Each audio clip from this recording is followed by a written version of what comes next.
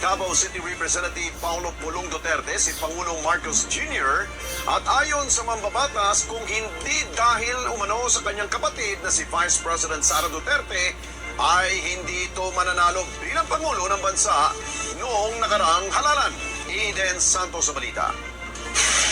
Malabas na walang utang na loob umano si Pangulong Ferdinand Marcos Jr. Idiniin ni Davao City Representative Paulo Pulong Duterte na hindi mananalo si Marcos noong 2022 presidential elections kung hindi dahil kay Vice President Sara Duterte. Dagdag pa niya na wala talagang dapat pagsisihan si Marcos nang makatambal niya si VP Sara sa halalan. Binatikos naman ni Kong Pulong si PBBM sa mga umano'y reforma ng kanyang administrasyon na posibleng sirain ng susunod na Pangulo sa 2028. Sinabi niya na hindi na sana siya magsasalita, subalit hindi ito nakatiis dahil sa anyay pangamba ni PBBM na hindi maipagpatuloy ng susunod na administrasyon ang mga reformang nasimulan niya. Tanong ng kongresista sa Pangulo, ano ba talaga ang mga reformang tinutukoy nito? Sa nalalapit na ikalimang State of the Nation Address o SONA ng Pangulo sa darating na Hulyo, hinamon niya ito na isa-isahin ng malinaw ang mga nagawa nito na natandaan o naramdaman ng ordinaryong Pilipino. Anya, hindi lang puro English buzzwords, bagong slogans at scripted applause mula sa mga kongresistang nakapila para mag-standing ovation ang nais marinig ng mga tao, kundi resulta.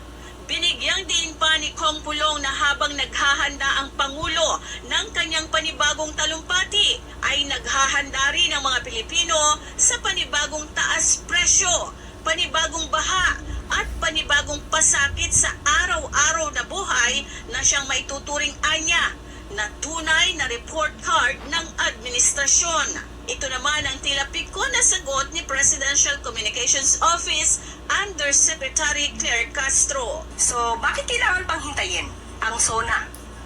Samantalang kung manunod lamang siya ng press briefing, makikita niya na po kung ano ang ginagawa ng Pangulo. O iisa-isain ko na po, baka pumanood po siya ngayon. Una po, pinapapanagot ang Pangulo ang dapat na managot patungkol sa mga katiwalian o korupsyon. Pangalawa, there was already a completion of major phases of National Fiber Backbone Project at na-expand na po ang number of active free Wi-Fi. Nandiyan po ang egov.ph, nandiyan din po ang massive flagship projects kasama yung Metro Manila Subway. Nandiyan din po ang Dalian Train na napaandar, napaayos ng Pangulo na hindi umaandar ng 10 taon. Eden Santos para sa